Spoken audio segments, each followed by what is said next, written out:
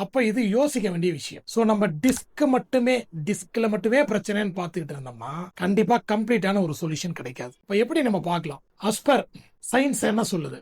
L4 L5 இதுக்கு பின்னாடி பாத்தீங்கன்னா நம்ம மலக்குடல் இருக்கும், ரெக்டம்னு சொல்லுவோம். சோ இங்க கான்ஸ்டிபேஷன் சொல்லக்கூடிய மலச்சிக்கலால ஒரு அழுத்தம் ஏற்படும். இந்த தண்டுவடத்துல ஸ்பெஷலா L4 L5 அழுத்தம் ஏற்படும். இது என்னங்க பண்ணுது? L4 சிக்மாய்டு கொலான் அப்படின்றத மெயின்டைன் பண்ணுது, L5 ரெக்டம் மலக்குடலை மெயின்டைன் பண்ணுது. அப்ப இதுல ஏற்படக்கூடிய அழுத்தம் கூட கண்டிப்பாக என்ன பண்ணலாம்? தாராளமா L4 L5 பாதிக்கப்படலாம்.